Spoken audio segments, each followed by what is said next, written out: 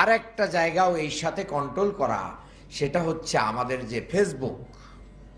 এই ফেসবুকে আমরা সময় অসময় এমনভাবে স্ট্যাটাস দিয়ে দিই যে আমাদের ভিতরে যুদ্ধ লেগে যায়। এই জায়গাটা দয়া করে মেহেরবানি করে আমাদেরকে মনে রাখা দরকার। 2 নম্বর, আমাদের এই দাওয়াতের, বাংলার এই দাওয়াতের জমিনে শত জুলুম এবং নিপীড়নের পরেও ইকামতে দ্বীনের উপরে যে সবর করার দরকার, সেই জায়গায় আমাদের অনেক ঘাটতি আছে।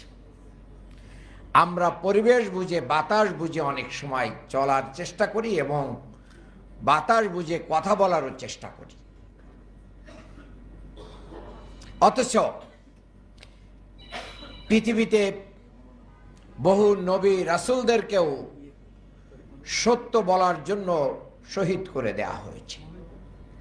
সাহাবা ইকরাম শাহাদাতের মর্যাদা লাভ করেছেন। এই উপমহাদেশে ইংরেজদের বিরুদ্ধে দাঁড়িয়ে আলেম ওলামারাই প্রতিরোধ গড়ে তুলেছিলেন এবং শাহাদাত বরণ করেছিলেন। যে ইতিহাসগুলো আমাদের কাছে ক্লিয়ার থাকা উচিত। আমি গতকাল রাত্রেও এই বাংলাদেশের 100 বছরের রাজনীতির ইতিহাস পড়তেছিলাম, তখন আমার কাছে মনে হচ্ছিল যে এখন যারা আমরা রাজনীতির কথা বলি, 100 বছর আগে, 200 বছর আগে আমাদের আলেম ওলামারা এই বাংলাদেশের, এই উপমহাদেশের জমিনে তারা কি করেছেন? ইসলামকে প্রতিষ্ঠার জন্য তারা জীবন দান করেছেন, হিজরত করেছেন, তারা বহু জুলুম নির্যাতন সহ্য করেছেন, কিন্তু তারা আত্মসমর্পণ করেন নাই। এই ইতিহাস আমাদের খেয়াল রাখা দরকার। আমরা এই জায়গা থেকে দুনিয়াদার হয়ে গেছি, বড়ই দুনিয়াদার হয়ে গেছি। আমাদের আলেম, আমরা এখানে আমি নিজেকে ইনক্লুড করে বলতেছি, দুনিয়া আমাদেরকে অনেক কিছুতে প্রেশান করে ফেলেছে, যার কারণে দ্বীনের ক্ষেত্রে আমরা প্রেশান হতে পারছি না। এটা আমার 2 নম্বর বক্তব্য। 3 নম্বর বক্তব্য হচ্ছে এটাই, কাজে এই যে পুলিশ স্টাফ দিয়ে দেয়া বক্তব্য, পুলিশ স্টাফ দিয়ে দেয়া মাসলা, এগুলো থেকে আমাদেরকে হেফাজত করতে হবে। 5 নম্বর কথা আমি বলতে চাই, আসুন আমরা শুহাদা আলান নাস হয়ে যাই। আমরা শুহাদা আলান নাস হয়ে যাই। আমরা আমাদের বক্তব্যের চেয়ে আমাদের কর্মের মাধ্যম দিয়ে মানুষকে আকৃষ্ট করি। ভয় পাওয়ার কিছু নেই। বাংলাদেশের এই জমিনে প্রায় 40% মানুষ বাংলাদেশ জামাত ইসলামী এই জোটকে ভোট দিয়েছে। কোথায় কাকে ভয় পাচ্ছেন? ভয় আমরা আল্লাহকে করি, আল্লাহ ছাড়া আর কাউকে ভয় করা জায়েজই নাই। কাজেই আমি মনে করি এর চেয়ে কম সংখ্যক সাপোর্ট নিয়ে একটা রাষ্ট্র পরিচালনার ম্যান্ডেট পাওয়া যায়। উপদেষ্টা রেজওয়ানা চৌধুরী, আপনি সত্য স্বীকার করেছেন, ওনাকে অ্যারেস্ট করা উচিত, ওনাকে গ্রেপ্তার করা উচিত। উনি যদি আমাদের মানুষের ভোট অধিকার কেড়ে নিয়ে থাকেন, তাহলে ওনার বিচার হওয়া উচিত এবং এর সাথে কারা কারা জড়িত ওনাকে রিমান্ডে নিয়ে এগুলো জিজ্ঞাসাবাদ করা উচিত। কাজেই আগামী দিনে আলেমদেরকে যদি আমরা আরো সোচ্চার করতে পারি, ঢাকা মহানগরী দক্ষিণের একটা মেসেজ দিয়ে আপনি শেষ করতে চাই, সেটা হচ্ছে আমরা টোটাল ভোট এই ইলেকশনে, পার্লামেন্ট নির্বাচনে টোটাল ভোট ঢাকা মহানগরী দক্ষিণে যা আছে এটা যোগ করলে বিএনপির চেয়ে আমাদের ভোট সংখ্যা বেশি, কারচুপির পরেও। কাজেই আগামী দিনগুলোতে মানুষ ইসলামের পক্ষে যে অবস্থান নিয়েছে সেটাকে গ্রহণ করে আলেম ওলামাদেরকে এগিয়ে আসতে হবে। এই ময়দান চাষাবাদ করে ইসলামের পক্ষে যদি আমরা নিয়ে আসতে না পারি, তাহলে আবার ভারতীয় আধিপত্যবাদ আমাদেরকে পেয়ে বসবে। আবারও আমাদের নেতৃবৃন্দকে যেভাবে ফাঁসির মঞ্চে নিয়ে হত্যা করেছে, আবারও এই দেশের জুলাইকে হত্যা করবে, এই দেশের গণভোটকে হত্যা করবে, এই দেশের মানুষের অধিকারকে হত্যা করবে। সেই ব্যাপারে আলেম সমাজদেরকে ঐক্যবদ্ধ থাকার আহ্বান জানিয়ে আমার বক্তব্য শেষ করছি।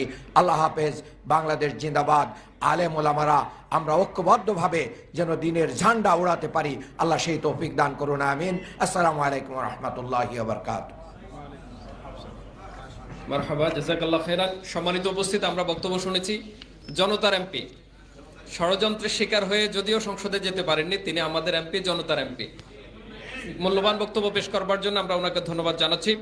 এ পর্যায়ে বক্তব্য নিয়ে আসছেন খেলাফত মজলিসের সম্মানিত নায়েব আমির মোহতারাম মাওলানা আহমদ আলী কাসেমি। বক্তব্য নিয়ে আসছেন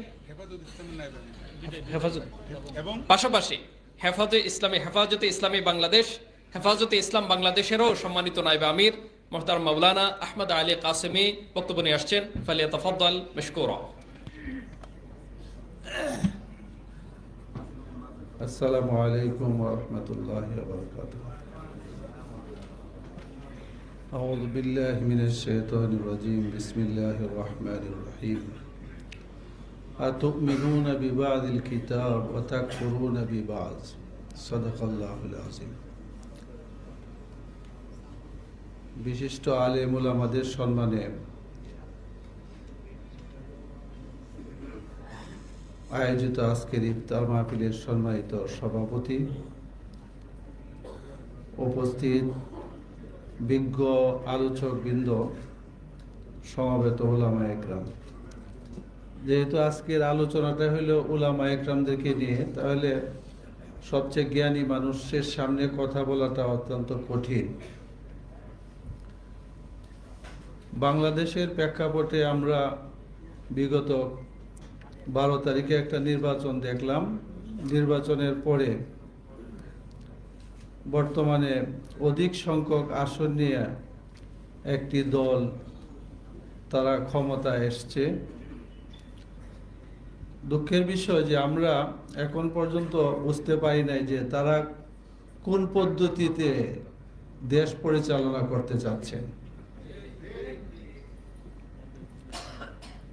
দীর্ঘদিন পর্যন্ত প্রায় আপনারা দেখলেন অন্তর্বর্তীকালীন সরকারের সময় প্রায় 1.5 বছর যাবৎ বিভিন্ন বিষয় নিয়ে আলোচনা হইয়া, ঐক্যমত্য কমিশনের বিভিন্ন আলোচনা হইয়া বিভিন্ন বিষয়ের উপরে একটা একমত জুলাই সনদের উপরে স্বাক্ষর করা হয়েছে এবং সংস্কার কমিশনের সংস্কারের জন্য একটা শপথ নেওয়ার কথা। তারা এমপি হওয়ার পরে প্রথমেই এইটাই তারা লঙ্ঘন করলেন যে সংস্কার কমিশনের শপথ তারা গ্রহণ করেন নাই।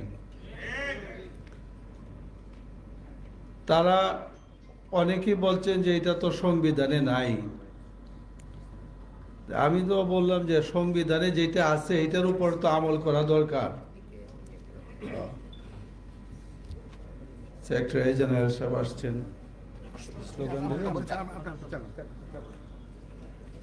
আলহামদুলিল্লাহ। তো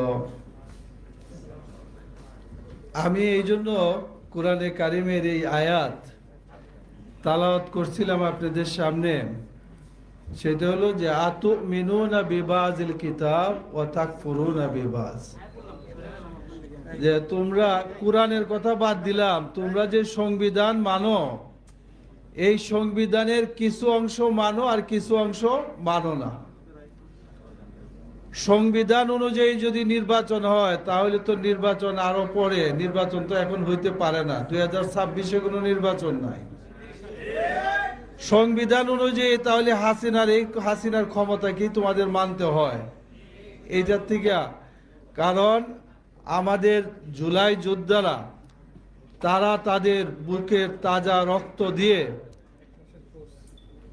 এই অবৈধ হাসিনাকে তারা ক্ষমতাচ্যুত করেছে এবং জুলাই যোদ্ধা যারা ছিল, যারা শাহাদত বরণ করেছে এবং যারা এখনো আহত বা যারা গাজী হিসাবে আছে, তাদের এই কাজকে সারা দেশের জনগণ স্বীকৃতি দিয়েছে হ্যাঁ ভোটের মাধ্যমে। কি বলেন? এখন আপনারা বহুত কৌশলে হ্যাঁ ভোট যাতে জয়যুক্ত না হয় সেই চেষ্টা করেছেন, অনেকটা ব্যর্থ হয়েছেন। কিন্তু এখন হ্যাঁ ভোটের সেই জুলাই সনদ অনুযায়ী আপনারা দেশ পরিচালনা করার এখন পর্যন্ত কিন্তু ঘোষণা দিচ্ছেন না।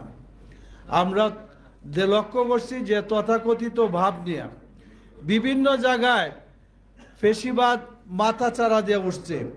অনেক জায়গায় আপনাদের পৃষ্ঠপোষকতার জনগণ লক্ষ্য করছে, কিন্তু মনে রাখবেন সেই জুলাই 24-এর যে জনগণ বাংলাদেশে ছিল তারা কিন্তু এখনো আছে জীবিত। আরেকটা কথা মনে রাখতে হবে, যে আমার ভাই রিজওয়ানার উদ্ধৃতি দিলেন, রিজওয়ানার একটা কথা আপনারা দেখছেন যে এখন নেট দুনিয়ায় ভাইরাল হয়েছে, যে তিনি খুব ভালোভাবে তারা বুঝতে পারছেন যে জামাতকে যাতে খুব বেশি বাইরে না যায়, মোটামুটি একটা লেভেলে রাখছে আর কি। শুধু কথা, খোলাসা কথা তো এটাই, তাই না?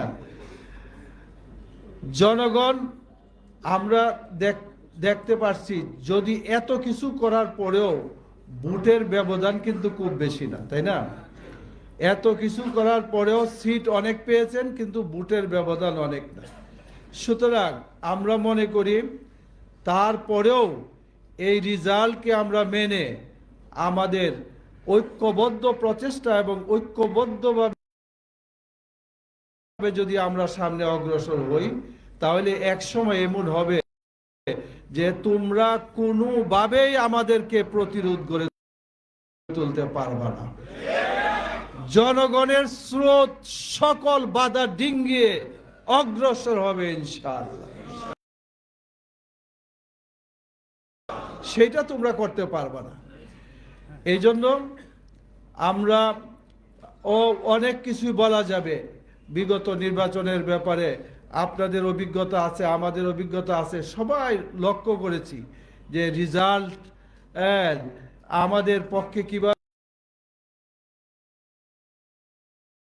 আসছিল, সেটাকে কিভাবে অন্যভাবে আপনারা কারচুপি সূক্ষ্মভাবে করেছেন।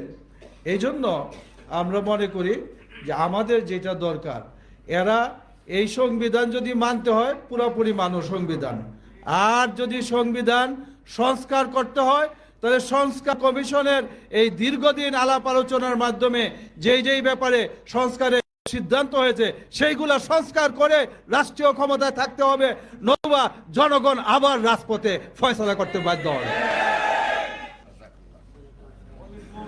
অনেক অনেক ধন্যবাদ বর্ষিয়ান আলেমে দ্বীন এবং বর্ষিয়ান রাজনীতিবিদ। আল্লাহ তাআলা মহতারামকে দীর্ঘ হায়াতে কুল্লে সেহাতে কাবেলা দান করুন, আমরা বলি আমিন। সমিতি আয়োজনের সম্মানিত প্রধান অতিথি বাংলাদেশ জামাত ইসলামীর কেন্দ্রীয় সেক্রেটারি জেনারেল, বিশিষ্ট শিক্ষাবিদ, বিশিষ্ট রাজনীতিবিদ এবং আন্তর্জাতিক পর্যায়ের রাজনীতিবিদ, ইসলামী আন্দোলনের পুরোধা, সাবেক সংসদ সদস্য এবং 2026 সালের নির্বাচনের জনতার এমপি, যাকেও অত্যন্ত ন্যাক্কারজনকভাবে পরিকল্পিতভাবে হারিয়ে দেওয়া হয়েছে। জনতার এমপি হিসাবে যিনি জনগণের হৃদয় মণিকোঠে রয়েছেন, অধ্যাপক মিয়া গোলাম পরোয়ার আমাদের মধ্যে উপস্থিত হয়েছেন। ঢাকা মহানগরী দক্ষিণ ওলামা বিভাগের পক্ষ থেকে আমরা মোহতারামকে অভিনন্দন এবং স্বাগত জানাচ্ছি। আমরা একটু তাকবীর দেই, লিল্লাহে তাকবীর, লিল্লাহে তাকবীর। সম্মানিত ওলামায়ে কেরাম, আজকের এই আয়োজনে এই পর্যায়ে বক্তব্য নিয়ে আসছেন বাংলাদেশ জামাত ইসলামীর কেন্দ্রীয় কর্মপরিষদের সম্মানিত সদস্য, ঢাকা মহানগরী দক্ষিণের সম্মানিত সংগ্রামী নায়েব আমির, আমাদের শ্রদ্ধেয় দায়িত্বশীল জনাব আব্দুল সবুর ফকির। জনাব আব্দুল সবুর ফকির স্যারকে বক্তব্য রাখার জন্য আমি অনুরোধ করছি।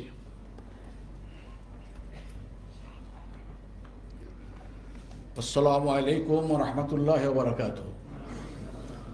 আউযু বিল্লাহি মিনাশ শাইতানির রাজীম। বিসমিল্লাহির রহমানির রহিম।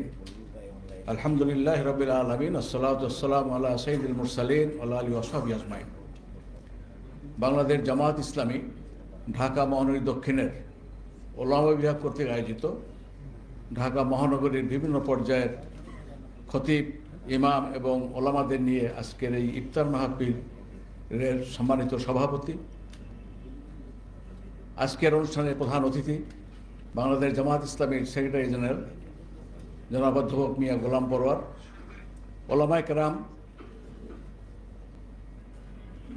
আলেম ওলামা এবং বিজ্ঞজনেরা,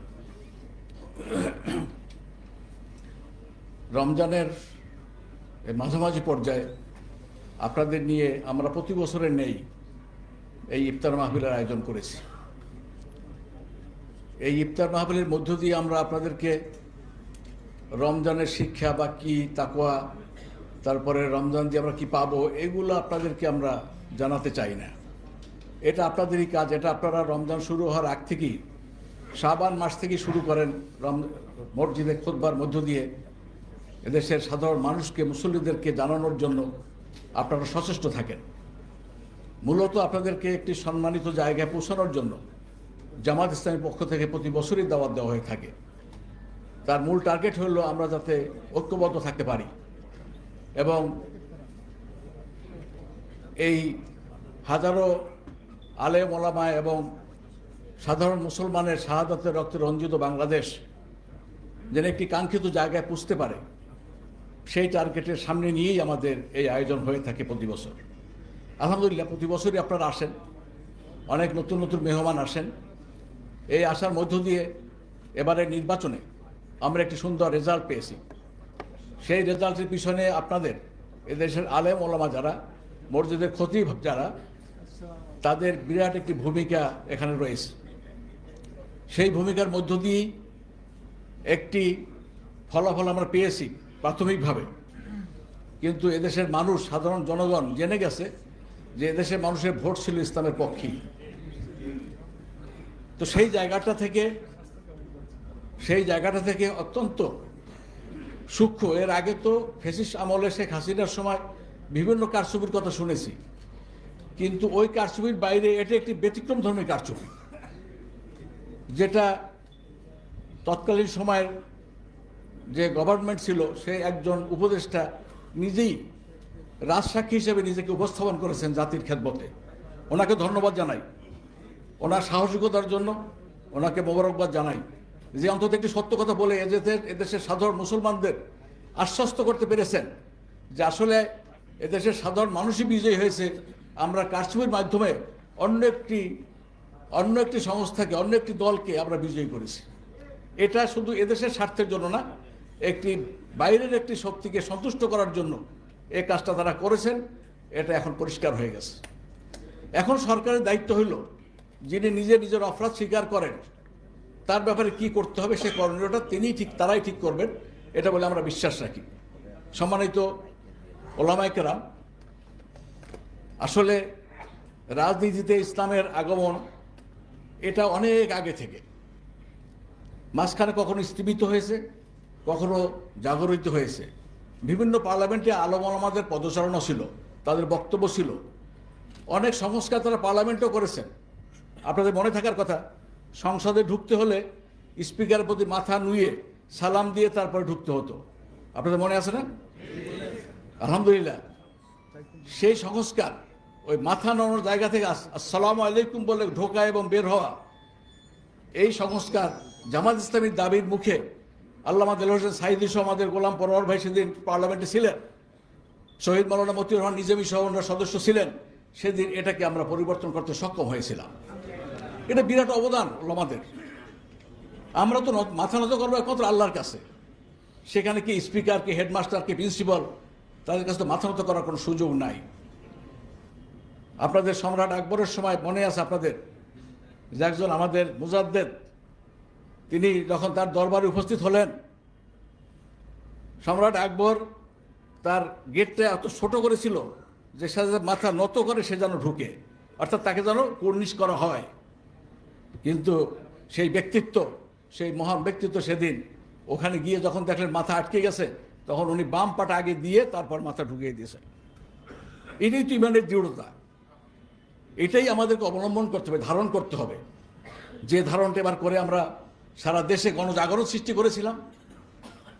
যারা শুধু মাহফিলে তাফসির করে বেড়াতো, তারা আজকে পার্লামেন্টে তাদের সেই তাফসির ঘোষণা করবে, প্রচার করবে ইনশাআল্লাহ।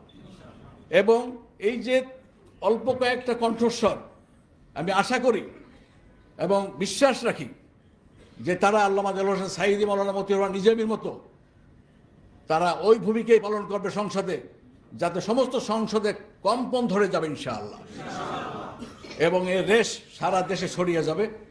আমি আপনাদেরকে অনুরোধ করব যে আসেন, এখনও যে জায়গায় আমরা আছি এই জায়গা থেকে যাতে আর বিচ্ছিন্ন না হই, এবং যারা এখনও একটু দূরে আছে, এখনও যারা বিভিন্ন ষড়যন্ত্রের শিকার হয়ে আছে বলে আমরা মনে করি, এখান থেকে তাদের চোখ খুলে যাবে এবং তারাও যদি এক হতে পারি তাহলে সামনের পার্লামেন্ট হবে ইসলামের পার্লামেন্ট ইনশাআল্লাহ। সেই আহ্বান জানিয়ে আপনাদের সবাইকে মোবারক জানিয়ে আমি আমার কথা শেষ করছি। আসসালামু আলাইকুম রহমতুল্লাহ বারাকাতুহু। জাযাকাল্লাহ খায়রান। সম্মানিত উপস্থিতি, এ পর্যায়ে বক্তব্য নিয়ে আসছেন বাংলাদেশ জামাত ইসলামের কেন্দ্রীয় কর্মপরিষদ সদস্য এবং কেন্দ্রীয় ওলামা বিভাগের সম্মানিত সেক্রেটারি বিশিষ্ট আলেমে দ্বীন উস্তাজুল আসাতিজা শেখুল হাদিস ডক্টর খলিলুর রহমান মাদানী। বক্তব্য নিয়ে আসছেন শেখুল হাদিস ডক্টর খলিলুর রহমান মাদানী হাফিজাহুল্লাহ। আসসালামু আলাইকুম ওয়া রাহমাতুল্লাহি ওয়া বারাকাতুহু। আলহামদুলিল্লাহি রাব্বিল আলামিন ওয়াসসালাতু ওয়াসসালামু আলা সাইয়্যিদিল মুরসালিন ওয়া আলা আলিহি ওয়া সাহবিহি আজমাইন। একান্ত শ্রদ্ধেয় সভাপতি, মাননীয় প্রধান অতিথি, শহীদি কাফেলা বাংলাদেশ জামাত ইসলামের সংগ্রামী সেক্রেটারি জেনারেল অধ্যাপক মিয়া গোলাম পরোয়ার সহ একান্ত শ্রদ্ধেয় মেহমানবৃন্দ, সম্মানিত ওলামায়ে কেরাম, আইম্মায়ে মাসাজিদ, খোতাবায়ে আযম, আমরা অনেক গুরুত্বপূর্ণ পরামর্শ শুনেছি আলেম ওলামাদের পক্ষ থেকে এবং আমাদের নেতৃবৃন্দের কাছ থেকেও অনেক গুরুত্বপূর্ণ নসিহা আমরা পেয়েছি। বিশেষ করে আল্লাহ সুবহানাহু ওয়া তাআলা ইরশাদ করেছেন, ইন্নামা ইয়াখশাল্লাহা মিন ইবাদিহিল উলামা, নিঃসন্দেহে আল্লাহর বান্দাদের মাঝে আলেমরা বেশি বেশি আল্লাহকে ভয় করেন। এই প্রিন্সিপালের উপরে, এই মূলনীতির উপরে, আল্লাহ তাআলার এই ডিসিশনের উপরে আমাদেরকে সকল ক্ষেত্রে, সকল মহলে, সকল জায়গায় অটল ও অবিচল থাকার জন্য আমি নিজকে জড়িয়ে সকলের সাথে আমি এই আহ্বান জানাচ্ছি। 2 নম্বর হলো, কিন্তু আমরা বিশেষ করে ফাআগরাইনা বাইনাহুমুল আদাওয়াতা ওয়াল বাগদা ইলা ইয়াউমিল কিয়ামা, কিয়ামত পর্যন্ত ইহুদি খ্রিস্টান পণ্ডিতদের মাঝে, তাদের আলেমদের মাঝে হিংসা, বিদ্বেষ, রেষারেষি, মারামারি, হানাহানি, গালাগালি যা আছে তাদের মধ্যেই হয়, আমাদের মাঝে যেন এটি না হয়। আমরা অতীতে দেখেছি বিভিন্ন সময়ে এরকম পরস্পরকে তাকফির করা, তাদলিল করা, খারাপ বলা, তাদেরকে বিভিন্নভাবে হেনস্থ করা, দল মাযহাব বিভিন্ন নিয়ে ইখতিলাফ করা। আল্লাহর রাস্তে, আল্লাহুল্লাযী লা ইলাহা গায়রুহু, আল্লাহর রাস্তে আমরা ইহুদি খ্রিস্টান পণ্ডিতদের মতন যেন আমরা না হই, আল্লাহর কাছে আমরা এই সাহায্য চাই। কারণ হলো ইসলামী শরিয়াত 4 মাযহাব এবং যত মাযহাব দুনিয়াতে আছে এবং আহলে হাদিস সহ সকলে একটি কিতাবের ব্যাপারে একমত, হলো আল আকিদা আত-তাহাবিয়া, যেটা সেই আকিদা তহাবিয়াতে স্পষ্ট লেখা আছে, নুহিব্বু উলামা আল ইসলাম, মুসলিম উম্মার সকল আলেমদেরকে আমাদেরকে পছন্দ করতে হবে, সকলকে ভালোবাসতে হবে। ওমাই ইয়াবগুদহুম ফাহুয়া আলা গায়রি সাবিল, মুসলিম উম্মার আলেমদেরকে যদি কেউ খারাপ বলে, তাহকির করে, তাদলিল করে, তাকফির করে, তাদেরকে যদি সমালোচনা করে, তাহলে তারা নবীর উম্মত হিসাবে পরিচয় দেওয়ার মতন আমাদের আর কোনো যোগ্যতা থাকলো না। আল্লাহর রাস্তে আমরা কোশ্চিন কালেও কোনো আলেমকে, কোনো দলকে, কোনো গোষ্ঠীকে, কোনো ইসলামী দলকে আমরা কোশ্চিন কালেও সমালোচনার জায়গায় নিয়ে যাব না। বিশেষ করে বিগত ভোটের সময় আপনারা লক্ষ্য করেছেন, ফতোয়া নিয়ে বিভিন্নভাবে, এবং আমরাও বিভিন্নভাবে আমরা কিন্তু অনেক ফেসবুকে লেখালেখি করেছি, হাদিসে স্পষ্ট করে নিষেধ করা হয়েছে, মান কানা ইউমিনু বিল্লাহি ওয়াল ইয়াউমিল আখির ফামান কাতাবা কিতাবান, যদি কেউ আখিরাতকে বিশ্বাস করে, আল্লাহকে বিশ্বাস করে, সে যদি কিছু লেখে, ফাল ইয়ালতাফহু, সেজন্য নরম ভাষায় লেখে। আমরা ফেসবুকে দট করে একটা কিছু মেরে দিলাম।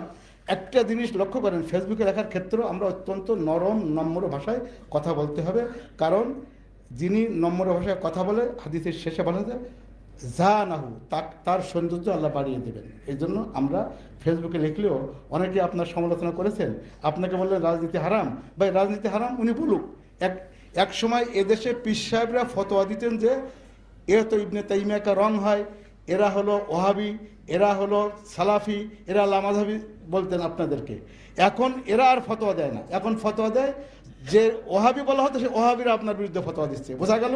অতএব তারা অবশ্যই মুহাক্কিক আলেম, সেই জায়গায় তাদেরকে রাখেন। এখন যেমন পীর সাহেবদের মার্কাজ থেকে ফতোয়া আসে না, একসময় তাদের পক্ষ থেকে এরকম উল্টাপাল্টা ফতোয়া আপনার বিরুদ্ধে আর আসবে না। কারণ এখানে খিলাফত আন্দোলনের আমির সেক্রেটারি ইব্রাহিম সহ সবাই আছেন, ওনারা 80-র দশকে বললেন যে তওবার মাঠে নামলেন, তাহলে কোরআন তো সে সময় নাজিল হয়নি। অতএব এদেশের মানুষ অবশ্যই দিনদার, বুঝবান, অবশ্যই বুঝবেন। অতএব আমরা অন্যকে বলে, অন্যকে তাহকির করে, তাচ্ছিল্য করে দ্বীন ইসলামের মাঝে আমরা ইখতিলাফ সৃষ্টি করতে চাই না। মতান্তর হবে কিন্তু মনান্তর হবে না, ইখতিলাফ হবে কিন্তু ইফতিরাক হবে না। সেক্ষেত্রে আমাদেরকে অবশ্যই স্মরণ রাখতে হবে, মান আতা নাকিদান রাজা ফাকিদা, যিনি সমালোচনা করেন তার আমল বরবাদ হয়ে যায়। আমরা সমালোচনার দৃষ্টিতে দেখতে চাই না। বিশেষ করে সিয়াসাত নিয়ে এই ভোটের সময় ফতোয়া হয়েছে।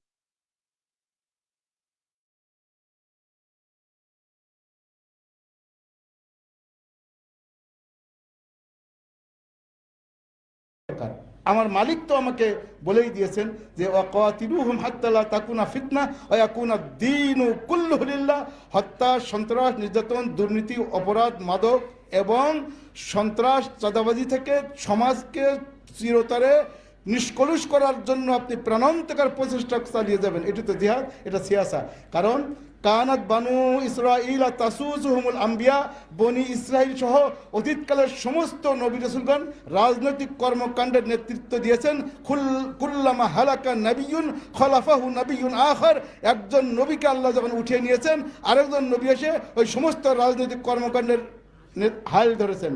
ওয়ালা তাজালু তাইফাতু মিন উম্মতি যাহিরিনা আলাল হাক্কি, এই দ্বীন হকের উপরে উম্মতে মুহাম্মাদের একটি দল কিয়ামত পর্যন্ত থাকবেন। ওয়ালা ইয়াখাফুনা ফিল্লাহি লাওমাতা লাইম, মুত্তাফাক আলাইহি হাদিস। অতএব আমাদের সিয়াসাত হারাম কি হালাল এটা আমাদের কারোর কাছে ফতোয়া নেওয়ার কোনো প্রয়োজন নেই। আপনি দ্বীনের পক্ষে, ইসলামের পক্ষে, সত্যের পক্ষে, কোরআনের পক্ষে, ইসলামী বিধানের পক্ষে আমি মানুষকে ডাকবো। এবং ওয়ালাকিন কুনু ইবাদাল্লাহি ইখওয়ানা, সকলে আল্লাহর বান্দা হিসেবে ভাই ভাই হয়ে যাব। আল্লাহর রব্বুল আলামিন আমাদের মজলিসকে, ঢাকা মহানগরী ওলামা বিভাগকে, ঢাকা মহানগরী জামাতে ইসলামীকে, শহীদ কাফেলা বাংলাদেশ জামাতে ইসলামকে কবুল করুন এবং এ দেশের বুকে চিরতরে দুর্নীতিমুক্ত, সন্ত্রাসমুক্ত, অপরাধমুক্ত, মাদকমুক্ত, চাঁদাবাজমুক্ত, টেন্ডার মুক্ত মানবিক সমাজ বিনির্মাণে আপনি আমি সকলে অংশীদার হব। আল্লাহ তাআলা সে তৌফিক দান করুন। আমিন। আসসালামু আলাইকুম ওয়া রাহমাতুল্লাহি ওয়া বারাকাতুহু।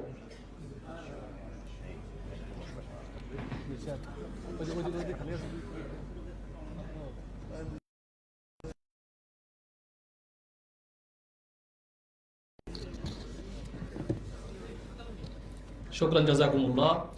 সম্মানিত ওলামায়ে কেরাম, আমাদের আজকের এই মহতী আয়োজনে এই পর্যায়ে বিশেষ অতিথির বক্তব্য নিয়ে আসছেন অনলাইনে যুক্ত হওয়ার মাধ্যমে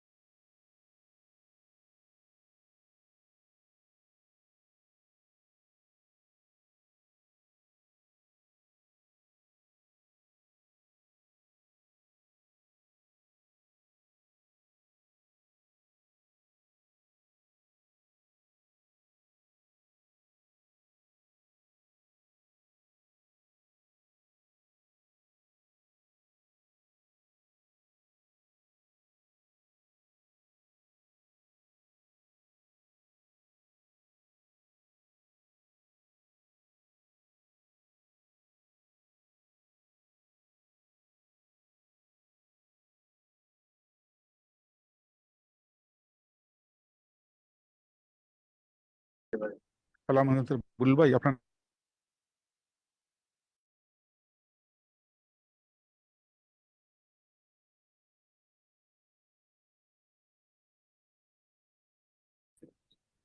বলুন ভাই, আপনি কথা বলেন, আনমিউট হয়ে কথা বলেন বলুন ভাই।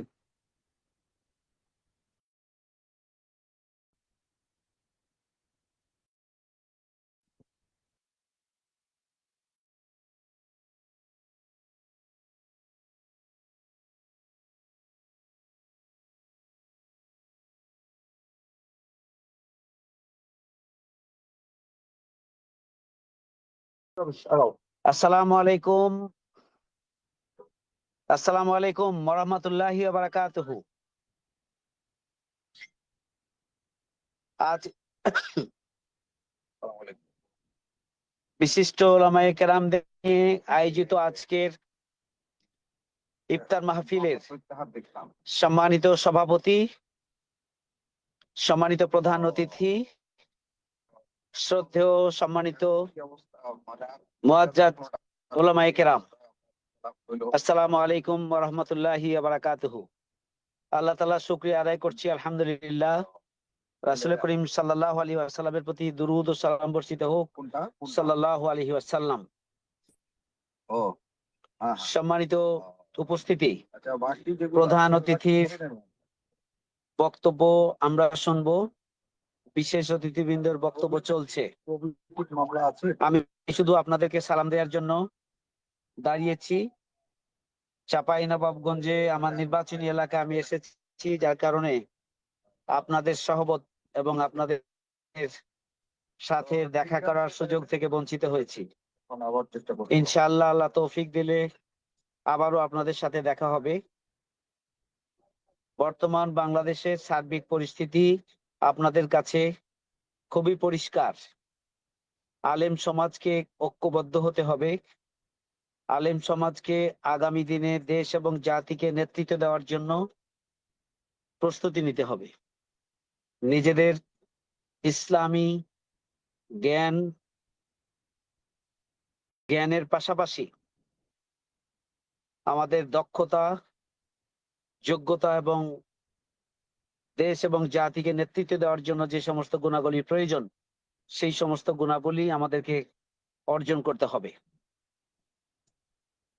বিগত যে নির্বাচন হয়ে গেল, এদেশের জনগণ জামাত ইসলামী সহ 11 দলীয় যে নির্বাচনী জোট, সেই নির্বাচনী জোটের অধিকাংশ দল হচ্ছে ইসলামী দল। বাংলাদেশের এর বাইরেও যে সমস্ত ইসলামী দল সংগঠন রয়েছে, বিভিন্ন মার্কাজ রয়েছে এবং বিভিন্ন চিন্তা ও দৃষ্টিভঙ্গি ধারণ করার মতো বিভিন্ন শ্রেণী রয়েছে, এইবারের নির্বাচনে সকল পক্ষ ইসলামী শক্তি যেন রাষ্ট্র ক্ষমতায় আসতে পারেন, যেটাকে আমরা বলি সরকার গঠন করতে পারেন।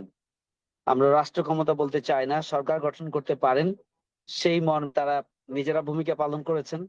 এটা একটা নজিরবিহীন ঘটনা এবং গোটা বাংলাদেশের জনগণ তার উপরে আস্থা রেখেছেন, অর্থাৎ ইসলামী দলসমূহের এই নির্বাচনী জোটের উপরে আস্থা রেখেছেন, আলহামদুলিল্লাহ। সুতরাং এটি আমাদের কাছে পরিষ্কার, যা আমরা আমাদের ধারণা ছিল যে কতদিন পরে ইসলামী শক্তিকে দেশের মানুষ ক্ষমতায় দেখতে পাবে।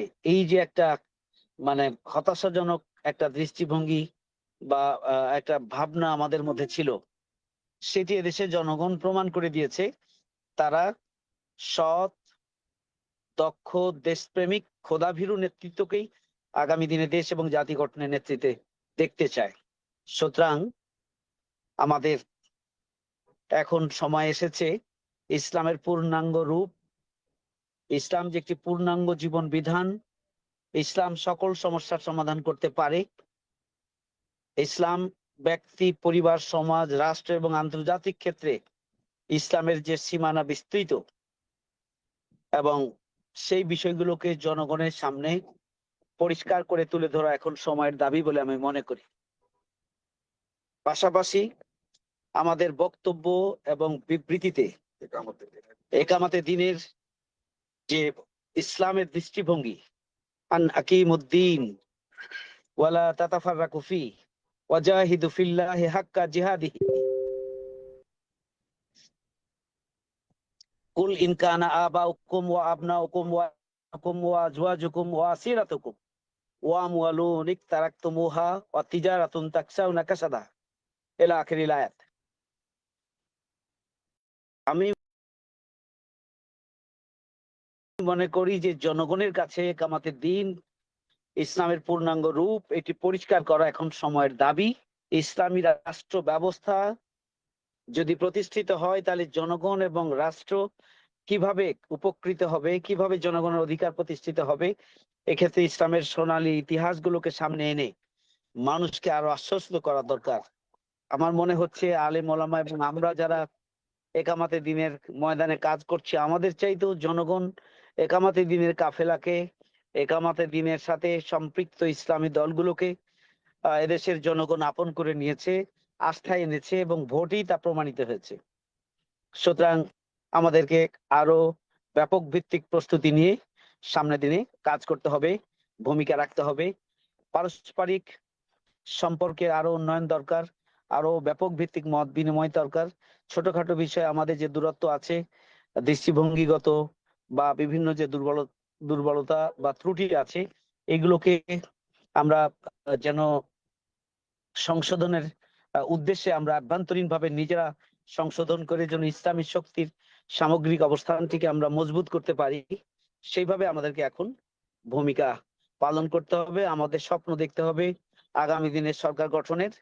আমরা বহু প্রতিকূলতার পরেও এবং আমাদের নির্বাচনী ব্যবস্থাপনায় যে ইলেকশন ইঞ্জিনিয়ারিং হয়ে গেল ফলাফলে, সে বিষয়টি জাতির সামনে পরিষ্কার। তারপরেও বাংলাদেশ জামাত ইসলামী দেশের বৃহত্তর স্বার্থে, জনগণের অধিকার প্রতিষ্ঠার জন্য এবং গণতান্ত্রিক ধারাকে এগিয়ে নেওয়ার জন্য জামাত ইসলামী এটাকে এই সরকার গঠনের সাথে তারা সহযোগিতা করার আশ্বাস দিয়েছে। বিরোধী দল হিসাবে আমাদের নির্বাচনী জোট এখন ভূমিকা রাখার সিদ্ধান্ত নিয়েছেন। শক্তিশালী বিরোধী দল হিসাবে গঠনমূলক সমালোচনা এবং গঠনমূলক ভূমিকা সংসদের ভিতরে এবং বাইরে রাখার মধ্য দিয়ে আমরা আগামী দিনে দেশ এবং জাতিকে তাদের অধিকারের যে লড়াই, সেই লড়াইয়ে আমরা ভূমিকা পালন করব ইনশাআল্লাহ। সরকার যাতে করে আবারও পিছনের দিকে যেতে না পারে, সরকার যেন আবার ফ্যাসিস্ট হয়ে উঠতে না পারে, সরকার যেন জনগণের অধিকার নিয়ে ছিনিমিনি খেলতে না পারে, সরকার যেন জনবান্ধব সরকার হিসেবে ভূমিকা রাখতে বাধ্য হয়। আমরা গঠনমূলক ভূমিকা পালনের মধ্য দিয়ে আমরা ইনশাআল্লাহ সরকারকে সেই খাতে, সেই দিকে প্রবাহিত করার জন্য আমরা ইনশাআল্লাহ আমাদের অবস্থান থেকে আমরা ভূমিকা পালন করব, সংসদের ভিতরে ভূমিকা পালন করব, প্রয়োজন হলে সংসদের বাইরেও আন্দোলন সংগ্রামে আমরা ভূমিকা পালনের মধ্য দিয়ে সরকারকে সঠিক খাতে প্রবাহিত করতে আমরা বাধ্য করব ইনশাআল্লাহ। আসুন আমরা সবাই ঐক্যবদ্ধ হয়ে নতুন বাংলাদেশ বিনির্মাণের শহীদদের যে স্বপ্ন, জুলাই যোদ্ধাদের যে স্বপ্ন, সেই স্বপ্ন বাস্তবায়নে আমরা ঐক্যবদ্ধভাবে ভূমিকা পালন করি, সেই প্রত্যাশা এবং সে আহ্বান জানিয়ে আমার কথা করছি। পাশাপাশি আমাদের আয়োজনে, ঢাকা মহানগরী দক্ষিণের আয়োজনে আপনারা উপস্থিত হয়েছেন যথাসময়ে, আলহামদুলিল্লাহ। আমি আপনাদের প্রতি কৃতজ্ঞতা এবং শুকরিয়া জানাচ্ছি। ভালো থাকবেন সবাই, আমাদের জন্য দোয়া চাই। আমরা সবসময় আপনাদের পাশে চাই, অতীতও পেয়েছি, আগামী দিনে আপনাদের সাথে নিয়েই আমরা নতুন বাংলাদেশ নির্মাণে আমরা ভূমিকা রাখবো ইনশাআল্লাহ। আসসালামু আলাইকুম ওয়া রাহমাতুল্লাহি ওয়া বারাকাতুহু। জাযাকাল্লাহ খাইরান, জাযাকাল্লাহ খাইর।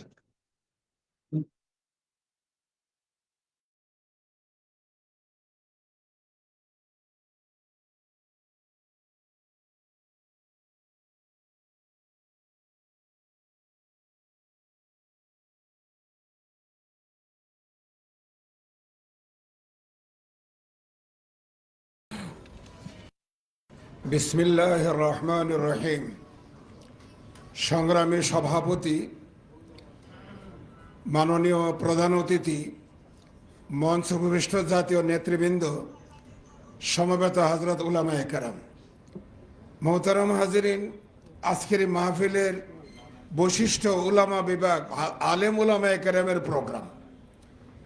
আমি আপনাদের সবার দৃষ্টি আকর্ষণ করে বলতে চাই যে উলামায়ে কেরাম প্রিয় নবী সাল্লাল্লাহু আলাইহি সাল্লামের মিম্বারে রাসূলের ওয়ারিস। প্রতিটি মসজিদের মিম্বার কার দখলে? উলামায়ে কেরামের দখলে। আমরা রাসূল থেকে রাসূলের মিম্বর পেয়েছি, রাসূল থেকে রাসূলের মিম্বরের আমানত আমাদের হাতে। বাংলাদেশে 3 লক্ষেরও বেশি মসজিদ, আর এই মসজিদগুলি আমরা যখন ইমাম বা খতিব হিসাবে মিম্বরে বসি, তখন মুসল্লি সে যত দামি হোক না কেন, ইজা খারাজ আল ইমাম লা সালাত ওয়ালা কালাম, মুসল্লি খামোশ, কোনো কথা বলতে পারবে না, শরীয়ত অ্যালাউ করে না। মুসল্লিরা উযু করে এসে কেবলারুখ হয়ে বসে পাক পবিত্র অবস্থায় মনোরম পরিবেশে আমার একজন ইমাম ও খতিবের দিকে তাকিয়ে থাকেন। খতিব এর সামনে শুক্রবারে কোটি কোটি মুসল্লি। সুতরাং আমি আমার মিম্বরে রসুলের দায়িত্ব যদি যথাযথভাবে পালন করি, এই দেশে ইসলামী হুকুমতের জন্য, আল্লাহর আইন এই দেশে প্রতিষ্ঠিত করার জন্য সবচেয়ে বেশি ভূমিকা রাখতে পারে উলামায়ে কেরাম। আমার ভাইরা, আজ থেকে বহু বছর আগে যখন মামলা মোকদ্দমা ফাঁসির পরে ফাঁসি হচ্ছিল, ইসলামের কথা বলার কারণে আমার মনে পড়ে তখনই বর্তমান নতুন আমির হিসাবে শপথ নিয়েছিলেন মাওলানা ডক্টর খলিলুর রহমান মাদানির মাধ্যমে। একদিন আমার মাদ্রাসায় তিনি গেলেন একেবারে লুকোচুরি অবস্থায়। উলামায়ে কেরামের একটা প্রোগ্রাম হলো, ইনি সে আলেমদের সামনে আমিরে জামাত বলেছিলেন যে আপনারা যারা মসজিদে নেতৃত্ব দিচ্ছেন, আমরা জামাত এবং আমি জামাতের আমির হিসাবে মসজিদের ভিতরের নেতৃত্ব যারা দেয় তাদেরকে মাঠের নেতৃত্ব দেওয়ার জন্য প্রোগ্রাম চেষ্টা চালিয়ে যাচ্ছি। মসজিদে যারা ভিতরে আছেন তারা যদি মাঠে নেতৃত্ব দেন তাইলে মানুষের জান মাল ইজ্জতের নিরাপত্তা পাবে।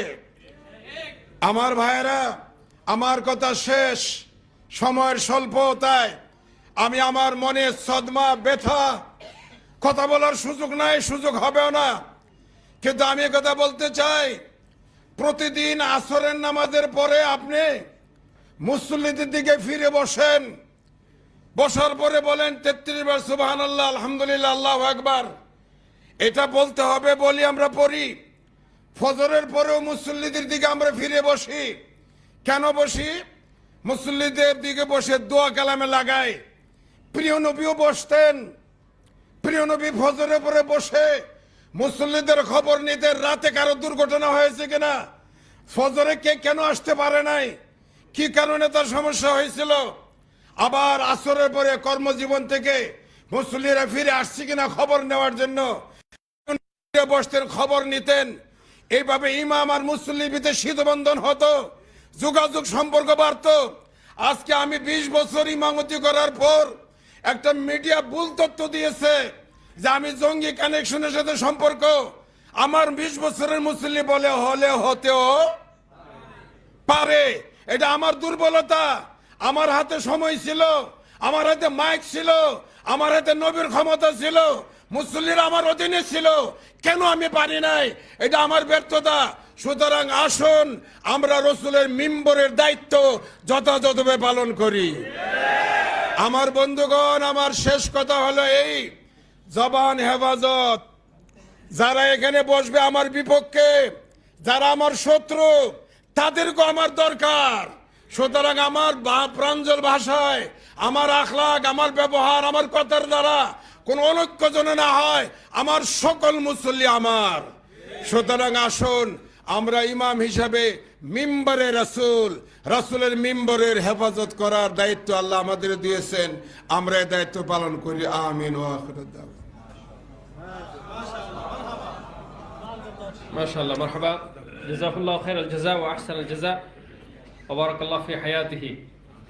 সম্মানিত উপস্থিতি, এ পর্যায়ে বক্তব্য নিয়ে আসছেন বিশিষ্ট ইসলামিক স্কলার উস্তাজুল আসাতিজা, বাংলাদেশ ইসলামী বিশ্ববিদ্যালয়ের বোর্ড অব ট্রাস্টিজের সম্মানিত চেয়ারম্যান, একান্ত শ্রদ্ধেয় হযরত মাওলানা সৈয়দ কামাল উদ্দিন আব্দুল্লাহ জাফরি হাফিজাহুল্লাহ। বক্তব্য প্রদান করবেন সৈয়দ কামাল উদ্দিন আব্দুল্লাহ জাফরি হাফিজাহুল্লাহ।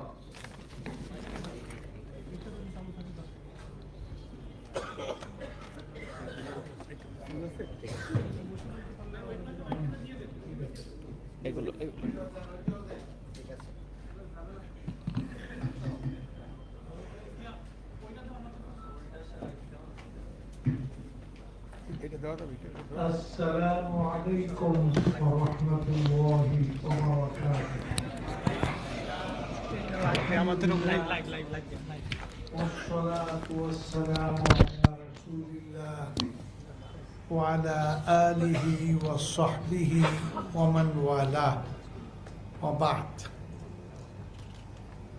আমার সামনে আজকে ওলামায়ে কেরাম, মাশাআল্লাহ, এই ওলামায়ে কেরামের একত্রিত হতে দেখে আমার মন আনন্দিত হয়ে যায়, আমার চক্ষু আলোকিত হয়।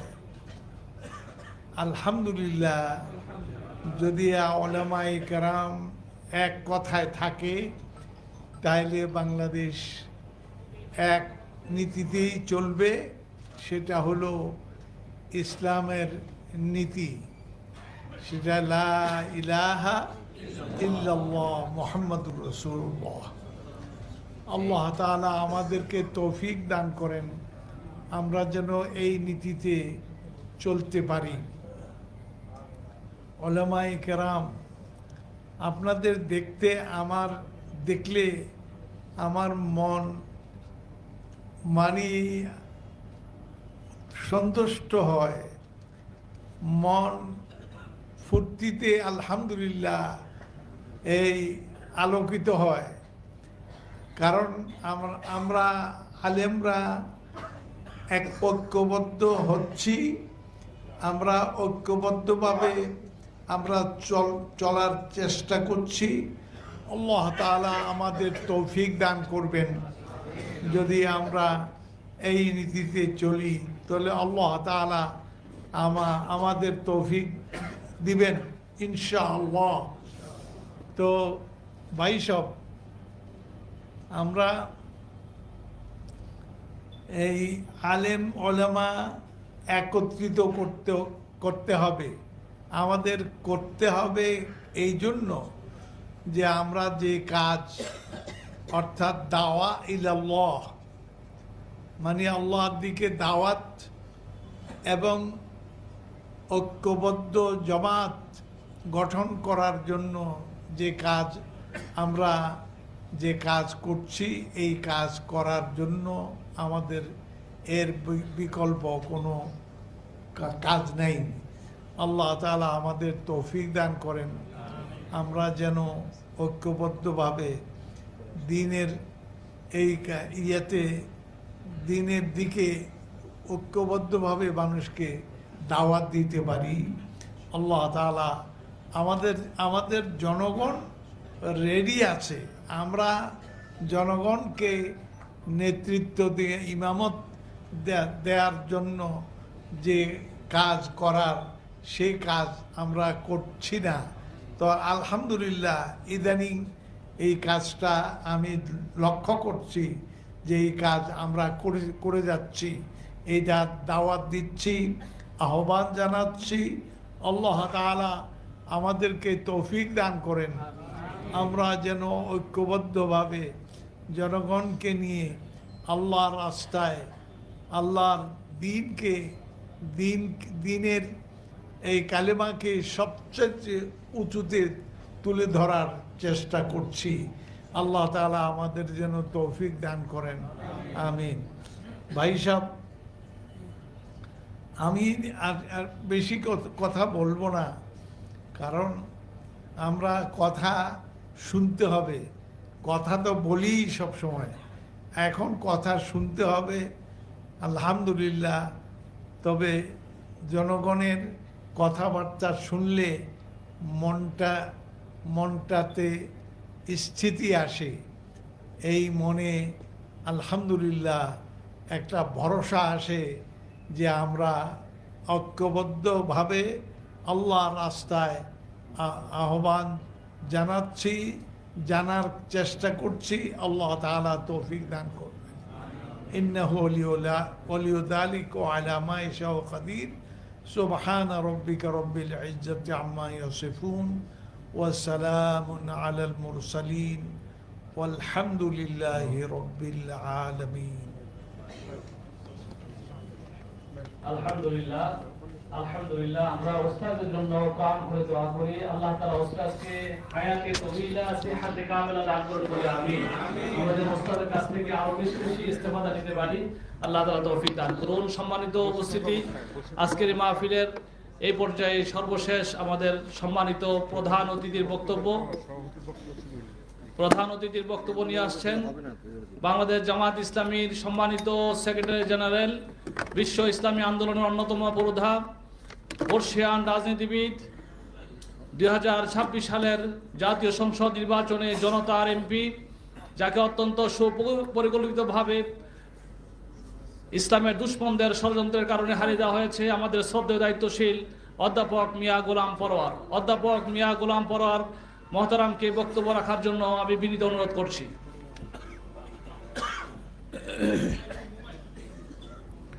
আসসালামু আলাইকুম ওয়া রাহমাতুল্লাহি ওয়া বারাকাতুহু। আলহামদুলিল্লাহি রাব্বিল আলামিন, সালাতু ওয়াসসালামু আলা সাইয়্যিদিল মুরসালিন ওয়া আলা আলিহি ওয়া সাহবিহি আজমাইন। বাংলাদেশ জামাত ইসলামীর ঢাকা মহানগরী দক্ষিণের ওলামা বিভাগের উদ্যোগে আয়োজিত মাহে রমজানের এই মাগফিরাতের দশকে মোবারক আলোচনা সভায় সম্মানিত সভাপতি, মঞ্চে উপবিষ্ট আমরা সবার বক্তব্য যা শুনলাম, যা আপনারাও দেখতে পাচ্ছেন, দেশ বরেণ্য ওলামায়ে কেরাম এখানে মঞ্চে উপবিষ্ট আছেন, যাদের বক্তব্য আমরা শুনেছি, তার মধ্যে অনেক মূল্যবান নসিহা আমরা লাভ করেছি। সম্মানিত নেতৃবৃন্দ এবং সাংবাদিক বন্ধুগণ, উপস্থিত মুআজ্জাজ ওলামায়ে কেরাম,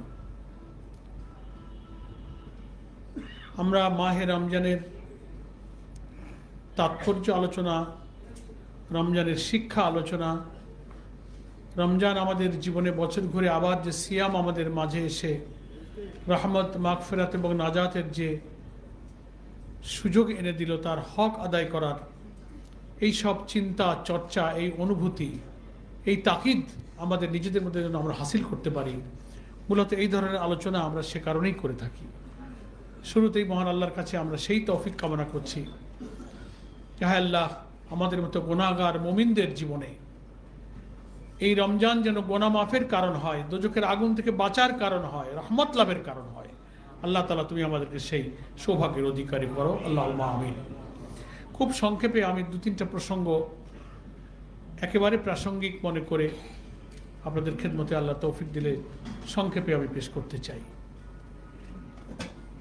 প্রথমটা হচ্ছে যে দেশের একেবারে সদ্য সমাপ্ত নির্বাচনোত্তর রাজনৈতিক পরিস্থিতি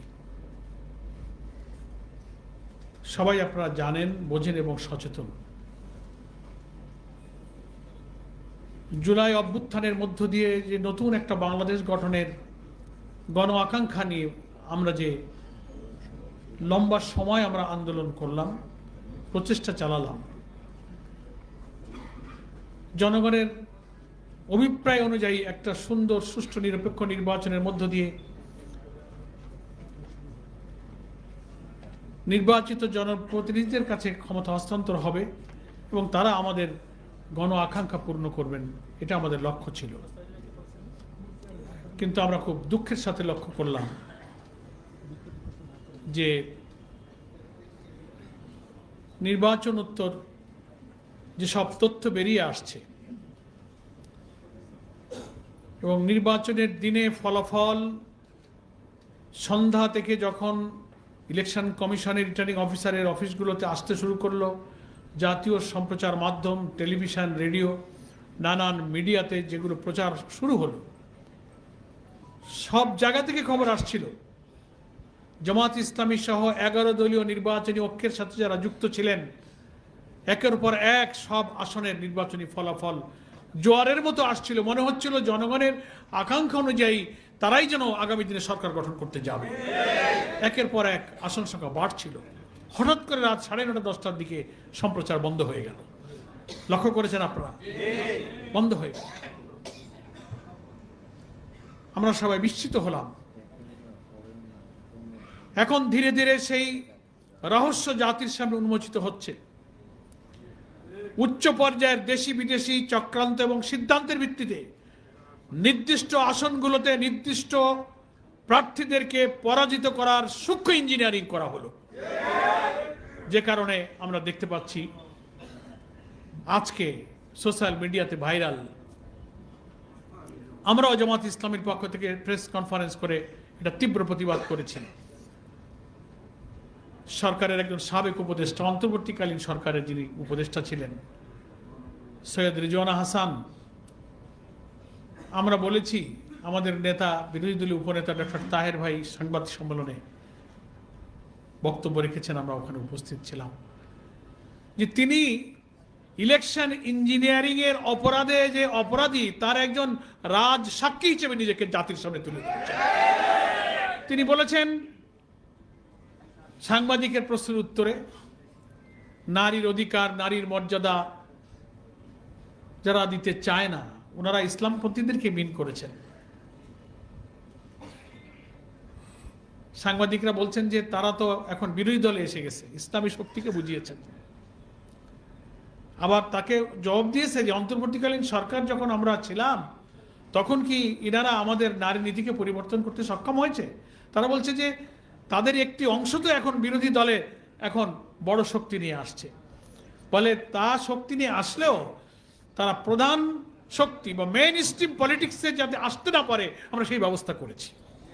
শুনেছেন আপনারা? মূল ধারার অর্থাৎ সরকার গঠনের মেজরিটি আমরা আসন অর্জন করতে না পারি, তার জন্য তার বক্তব্যই সাক্ষ্য দিচ্ছে। তিনি বলছেন যে আমরা সেটা দেইনি, আমরা তাদেরকে থামিয়ে দিয়েছি। তাহলে একথা মিন করে যে তিনি এই ইলেকশন ইঞ্জিনিয়ারিং এর সাথে যুক্ত ছিলেন। তাই আমরা বলেছি যে আপনার সঙ্গে আর কারা কারা ছিল তাদের নাম জাতির সামনে আপনাকে প্রকাশ করতে হবে। এবং সরকারের বর্তমান যারা দায়িত্বে আছেন, অন্তর্বর্তীকালীন সরকার তো এখন দায়িত্বে নাই, এটা সরকার এখন কি করবেন?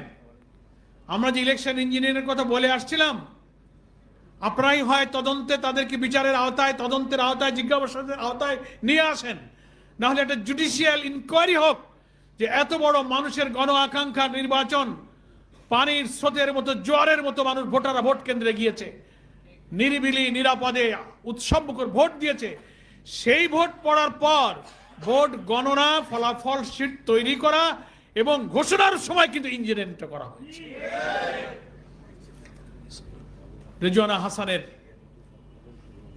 আত্মস্বীকৃত এই অপরাধের জন্য তাকে জিজ্ঞাসাবাদের মুখোমুখি করা হোক, তার সঙ্গে আর কারা ছিলেন সেই তথ্য বের করা হোক। এটা আজকে একেবারেই অতি প্রাসঙ্গিক বিষয় হওয়ার কারণে ইফতার মাহফিলে আমরা এটা আমাদের ইমানেরই দাবি, বিবেকের দাবি, গণ আকাঙ্ক্ষার দাবি, এটা আমরা তা না করে পারছি না। এবং প্রচুর আসনে অল্প অল্প ভোটের ব্যবধানে আমাদেরকে হারিয়ে দেওয়া হয়েছে। সম্মানিত রোজাদার বৃন্দ, মুআজ্জাজ উলামায়ে কেরাম, আরো দুঃখের সাথে আমরা লক্ষ্য করছি নির্বাচনে যারা সরকার গঠন করলেন, নির্বাচনে ফলাফল আসতে লাগলো, সম্প্রচার মাধ্যমে খবর বন্ধ করে দিয়ে ইলেকশন ইঞ্জিনিয়ারিং করে যাদেরকে ক্ষমতায় বসানো হলো, নির্বাচন উত্তর সহিংসতা, হামলা, মামলা, বাড়িতে আগুন দেওয়া, হত্যাকাণ্ড, ধর্ষণ, অনেক অপ্রীতিকর বেদনাদায়ক ঘটনার সত্ত্বেও আমরা নতুন কোন সহিংসতা, অরাজকতা, ভায়োলেন্স, দেশ অস্থিতিশীল হোক, দেশ ও জাতি ইসলামের শত্রুরা নতুন কোন সুযোগ পাক, সেটা আমরা চাইনি বলে দুঃখের সাথে আমরা সেই ফলাফল মেনে নিয়েছি। এবং প্রধান বিরোধী দল হিসেবে জামাত ইসলামী বলেছে, আমাদের বিরোধী দলের নেতা সম্মানিত আমির জামাত, যে আমাদের প্রতিশ্রুতি অনুযায়ী আমরা জাতীয় সংসদে একটি গঠনমূলক বিরোধী দলের ভূমিকা পালন করব, দায়িত্বশীল বিরোধী দলের ভূমিকা আমরা পালন করব বলে আমরা কিন্তু কোনো হটকারিতা, সহিংসতা এবং রাজপথ গরম করে দেশকে অস্থিতিশীল করতে চাইনি। ফলে আমাদের এই সরলতা, সততা, আইনের প্রতি শ্রদ্ধাশীল, দেশকে স্থিতিশীল রাখার স্বার্থে আমাদের পরমত সহিষ্ণুতার এই নিয়মতান্ত্রিক ভূমিকাকে যদি আপনারা দুর্বলতা মনে করেন, তাহলে আমাদের অতীত থেকে কিন্তু শিক্ষা গ্রহণ করতে হবে। এ ব্যাপারে আমরা সরকারকে দেখতে পাচ্ছি, ক্ষমতায় গিয়েই তিনি জুলাই চার্টার, জুলাই সনদকে ভুলে গেলেন, দেখছেন না?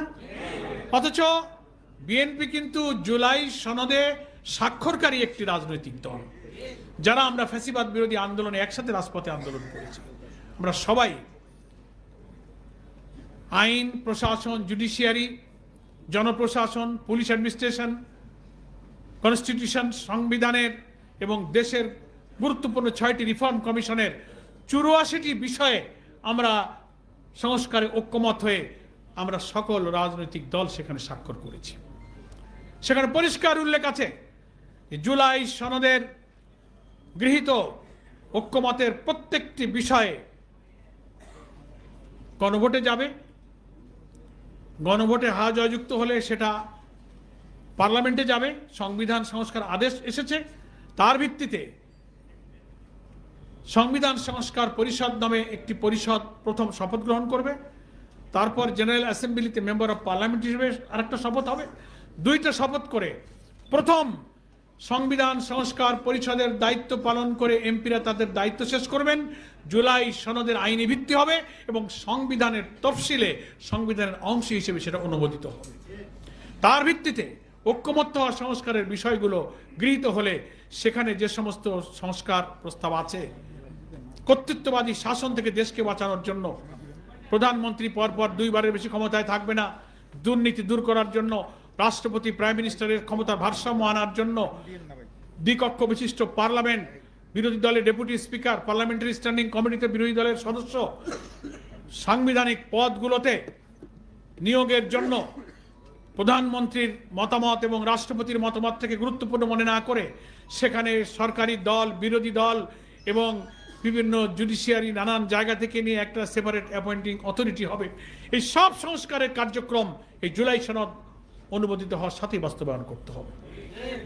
অথচ দুঃখের সাথে দেখা যাচ্ছে বিএনপি এবং অনেক নেতা মন্ত্রীরা বলা শুরু করেছেন যে জুলাই সনদ মানতে আমরা এখন আর বাধ্য নই। তার অর্থ হচ্ছে সংখ্যাগরিষ্ঠতার জোরে বিপুল ভোটে যে হায় জয়যুক্ত হলো গণভোটে, জনগণের এই রায়কে তারা অস্বীকার করতে চান। অথচ জুলাই চার্টারে যেসব অঙ্গীকার নামে আমরা সই করেছি সেখানে পরিষ্কার বলা আছে যে স্বাক্ষরকারী দলগুলো জুলাই সনদে গৃহীত ঐক্যমতের বিষয়গুলো সম্পূর্ণরূপে তারা বাস্তবায়ন করবেন এবং এইটার ব্যাপারে আদালতের শরণাপন্ন হয়ে এখানে বাধাগ্রস্ত করার কোনো প্রচেষ্টা তারা চালাবেন না। সেটাও লক্ষ্য করছি সরকারি দলের ইঙ্গিতে বিভিন্ন ব্যক্তিকে দিয়ে হাইকোর্টে রিট করানো হয়েছে। জুলাই সনদের বৈধতা, সংবিধান সংস্কার পরিষদের বৈধতা, শপথ গ্রহণের বৈধতা, নানান কথা বলা হয়েছে। বলে সংবিধান সংস্কার পরিষদের শপথের বিধান তো সংবিধানে নাই। আরে বাবা, আপনি এখন আবার সেই সংবিধানের অজুহাত তুললেন। তো সংবিধানই যদি আপনি ওইটা মানেন তাহলে তো এখন প্রধানমন্ত্রী শেখ হাসিনারই মানতে হয়। এই ইলেকশনও তো সংবিধানে ছিল না, ইন্টারিম গভর্নমেন্টও সংবিধানে ছিল না। নিজের জন্য যতটুকু দরকার সেখানেই আপনি সংবিধানের কথা বলেন, অথচ আপনি তো কমিটেড টু দ্য পিপুল, জনগণকে আপনি প্রতিশ্রুতি দিয়েছেন যে আপনি জুলাই চার্টার বাস্তবায়ন করবেন। ফলে ওনাদের স্বার্থে যা যা দলীয় কর্তৃত্ব করতে অসুবিধা বোধ করবেন সেগুলোকে সরাবার জন্য জনগণের দৃষ্টি ভিন্ন দিকে নিতে ওনারা এখন আদালতের ঘাড়ে বন্দুক রেখে জনগণের রায়কে হত্যা করতে চেষ্টা করছে। আমরা মনে করি 12 তারিখে পার্লামেন্টের সেশন শুরু হবে। তার আগে জনগণের আশা আকাঙ্ক্ষা বিরোধী এই অপরিণামদর্শী রাস্তা থেকে আপনি ফিরে আসুন। আপনারা কিন্তু গণতন্ত্র এবং জুলাইয়ের চেতনাকে ভঙ্গ করে অতীতের কর্তৃত্ববাদী সরকারের মতো ভিন্ন পথে হাঁটতে শুরু করেছেন। এই ভিন্ন পথ থেকে ফিরে আসুন। সেশন শুরু হবে, পার্লামেন্ট হবে রাজনীতির সব বিতর্কের জায়গা। জুলাই সনদ যা আমরা একমত হয়েছি সেটা সেখানে পুরোপুরি বাস্তবায়ন করে তার ভিত্তিতে সংসদ পরিচালনা এবং রাষ্ট্র গঠনে আপনাকে এগিয়ে আসতে হবে। তা না হলে বাংলাদেশে যদি নতুন কোনো রাজনৈতিক সংকট তৈরি হয় তাহলে আমরা আর কতবার রক্ত দেব? সহস্র মানুষের জীবনের বিনিময়ে আমরা জুলাইয়ের মধ্য দিয়ে আমরা এই রাজনৈতিক পরিবর্তন পেয়েছি। হ্যাঁ, তবে যদি আপনি এদেশের এই বিপ্লবী তরুণ সমাজকে সেই দিকে ঠেলে দেন, প্রয়োজন হলে তরুণ সমাজ সেদিকে যেতে বাধ্য হবে।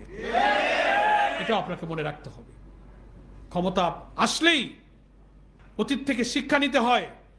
দাম্ভিকতা, আত্মহমিকা, কেউ আমাকে নামাতে পারবে না, আমি যা বলবো তাই শুনতে হবে, এই কথার কি পরিণতি আপনারা 5ই আগস্টের দিকে তাকিয়ে তার থেকে শিক্ষা গ্রহণ করবেন।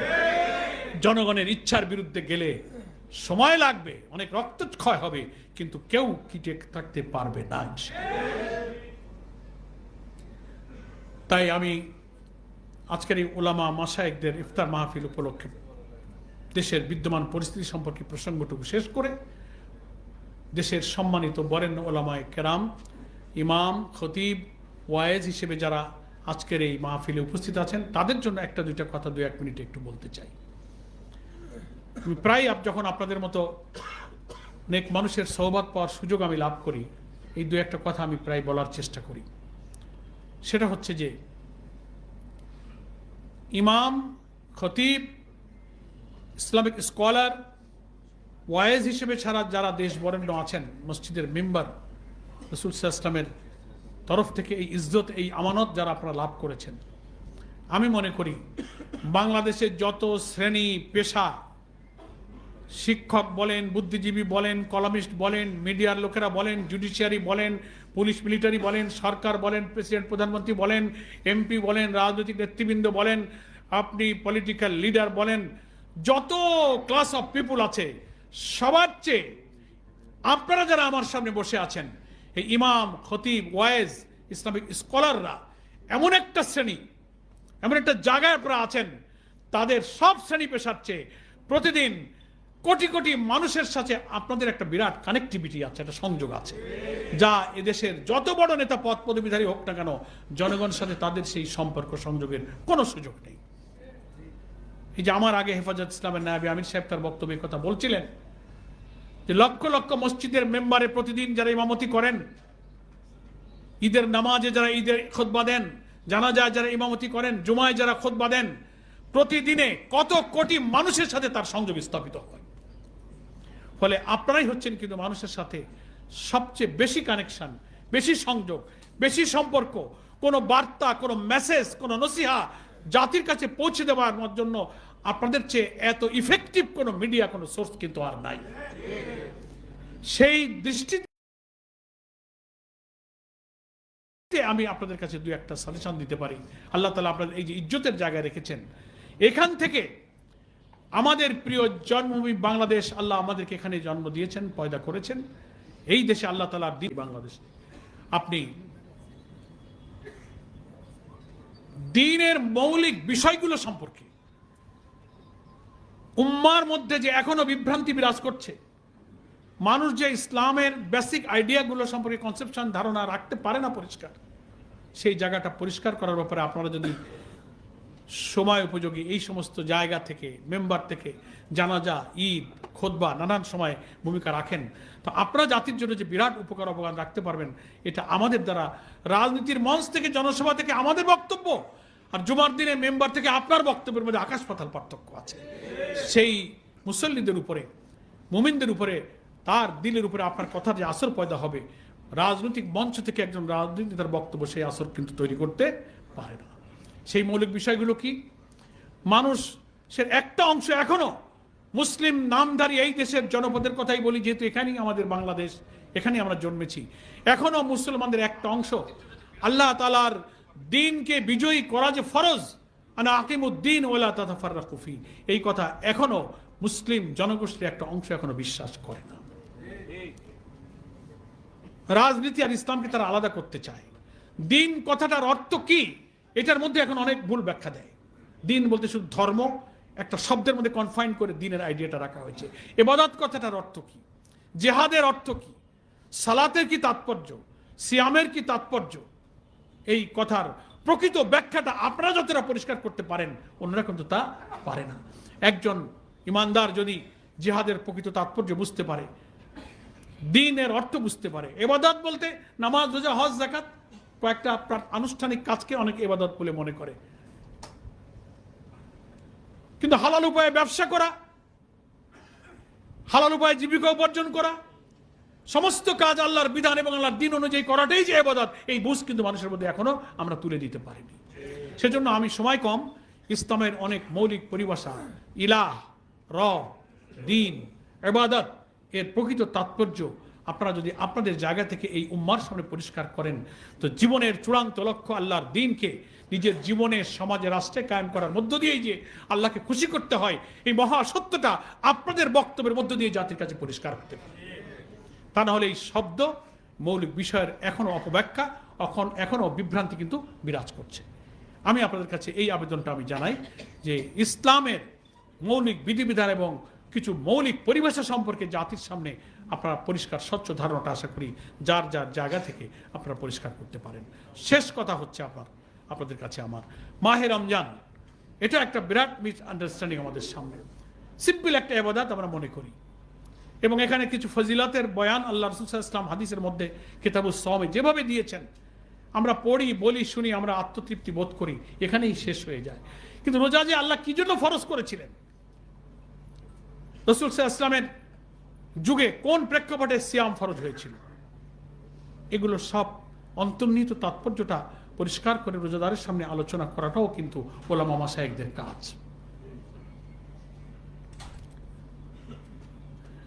রমজানের সমস্ত ফজিলত এবং গুরুত্ব, তাৎপর্য, সওয়াব, নেকি, গুনাহ মাফ, ক্ষমা, করুণা, 70 থেকে 700 গুণ, জান্নাত, শয়তানকে আটকে রাখা, এত ফজিলত, এত নিয়ামতের সবকিছুর বরকতময় কারণ হলো যে আল্লাহ তাআলা এই মাসে কোরআনকে নাজিল করেছিলেন। আর সেই কোরআনের পরিচয়টাও এখন আমাদের মাঝে কনফিউজ, অথচ আল্লাহ তাআলা কোরআনেই নিজেই পরিচয় দিয়ে বলছেন শাহরু রমাদান আল্লাযী উনজিলা ফীহিল কুরআন, রমজান মাস, এই মাসে আমি কোরআন নাজিল করেছি। পরিচয় কি? হুদাল লিন-নাস ওয়া বায়্যিনাতিন মিনাল হুদা ওয়াল ফুরকান, গোটা মানব জাতির জন্য। হুদা লিন-নাস, নাস মানে মানুষ, হোল ম্যানকাইন্ড, সমস্ত সভ্যতার জন্য এটা হচ্ছে একটা ওয়ে অফ লাইফ, একটা কনস্টিটিউশন, একটা সংবিধান, এটার নাম হচ্ছে হুদা। মানুষকে এটা অনেক সময় আমরা বুঝাতে পারি না। ফলে যে মাসে রমজানের এই রোজা ফরজ হলো সেটা কোরআন নাজিলের মাস। কোরআন যে মাসে নাজিল হলো সেই মাসেই কেন সিয়াম ফরজ করা হলো?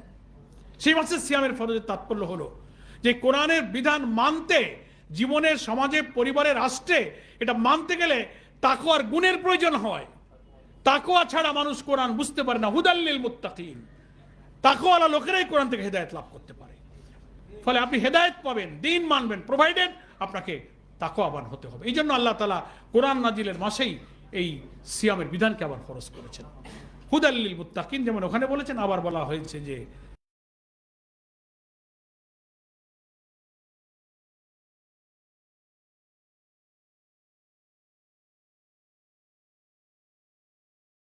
কুতিবা আলাইকুমুস সিয়াম কামা কুতিবা আলাল লাযিনা মিন ক্বাবলিকুম লাআল্লাকুম তাত্তাকুন। আশা করা যায় রোজা তোমাদেরকে তাকওয়ার গুণে গুণান্বিত করতে হবে। ফলে কোরআন, রমজান আর তাকওয়া তিনটা কিন্তু খুব কোরিলেটেড, পারস্পরিক সম্পর্কযুক্ত। তিনটার সাথে এটা হচ্ছে কোরিলেশন। এটা আল্লাহর যত ইবাদত, নামাজ বলেন, রোজা বলেন, ইবাদত বলেন, যা কিছু ফরজ হয়েছে, রোজার জন্যই রোজা ফরজ নয়, নামাজের জন্য নামাজ ফরজ নয়, সব ইবাদত ফরজের একটা আলটিমেট টার্গেট হচ্ছে আল্লাহ তাআলার দ্বীন মানার জন্য আল্লাহর গোলামদের মধ্যে যে গুণাবলী প্রয়োজন হয়, নামাজ মানুষ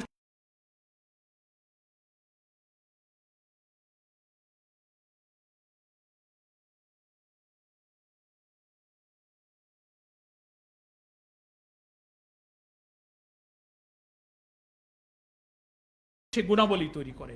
রোজা মানুষের তৈরি হয় যে মোরাল পাওয়ার, মোরাল কোয়ালিটি, একটা নৈতিক ক্যাপাসিটি যে অর্জন করে, সেই ক্যাপাসিটি দিয়ে সে কোরআনকে বুঝবে, জীবনে কোরআন মানবে, সমাজে কোরআনের বিধানকে চালু করার জন্য সংগ্রাম করবে। সেজন্য তো রাসূল আকরাম সাল্লাল্লাহু আলাইহি ওয়াসাল্লাম কোরআন নাজিলের মাসেই, হিজরতের পরে বদরের যুদ্ধ, দ্বিতীয় হিজরির রমজানে তিনি কিন্তু বদরের যুদ্ধ করেছিলেন, সেটাও রমজান মাস ছিল, 17ই রমজান। ফলে কোরআন নাজিলের মাস যেমন রমজান, তেমনি কোরআনের জন্য যুদ্ধ করার মাসও কিন্তু রমজান। আবার এই কোরআনের বিজয়, মক্কা বিজয়ের মধ্য দিয়ে 8ম হিজরির 10ই রমজান যে মক্কা বিজয় হয়েছিল, সেটাও ছিল রমজান মাস। ফলে রমজান কোরআন নাজিলের মাস, রমজান কোরআনের জন্য যুদ্ধ করার মাস, রমজান কোরআনের বিজয়ের মাস। এই দিনের সংগ্রাম, দিন বিজয়ের গুরুত্ব এত তাৎপর্য যে বদরের যুদ্ধের ময়দানে রোজাদার সাহাবীরা যখন যুদ্ধ করতে করতে ক্লান্ত হয়ে পড়লেন, আল্লাহ রসুল বলে, তোমরা কি আজকে রোজা রেখেছো? রোজাটা আজকে ছেড়ে দাও। তাহলে রোজাটাকে সাসপেন্ড করা হয়েছে দিনের বিজয়ের প্রয়োজনে। তার অর্থ হচ্ছে যে আলটিমেট টার্গেট রোজা নয়, টার্গেট হচ্ছে দিনকে মানা এবং দিনকে বিজয়ী করা। দিনের প্রয়োজনে কোথায় কোথায় সাসপেন্ড করতে হবে, রুখসত দিতে হবে, এটা দিয়ে আল্লাহ এটাই প্রমাণ করেছেন, তোমাদের এই রোজার জন্য আমি পাঠাই নাই, নামাজের জন্য পাঠায় নাই, পাঠিয়েছি দিনের জন্য, যা আল্লাহ রসুলকে দিয়ে আদেশ করে আল্লাহ বলছেন হুয়াল্লাযী আরসালা রাসূলাহু বিল হুদা ওয়া দীনিল হক লিইয়ুযহিরাহু আলা দ্বীনি কুল্লি। সকল মতবাদের উপরে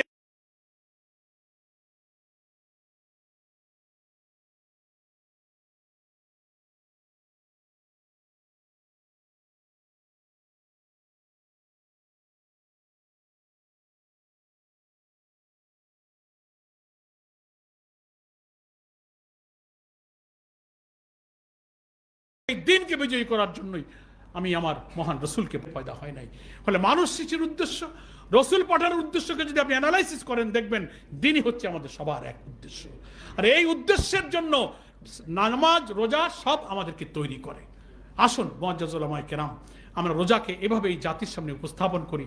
রোজা থেকে তাকওয়ার এই শানিত নৈতিক শক্তি, আত্মিক শক্তি, মানুষকে সমস্ত পাপ থেকে রক্ষা করে নৈতিক শক্তিতে বলিয়ান করার যে শক্তির মোরাল পাওয়ারটাই হচ্ছে তাকওয়া।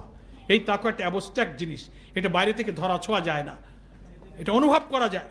পাপ থেকে বাঁচানোর এই নৈতিক শক্তি এই তাকওয়ার মধ্যে আছে। স্কলাররা তো বলেন, আর রোজা রাখলে এটা বোঝা যায় যে মানুষের সমস্ত অন্যায়, পাপাচার, নফসানিয়াত, উস্কানি দিয়ে যত পাপে আমাদেরকে শয়তান লিপ্ত করে, তার প্রধান 3টা রুট আছে।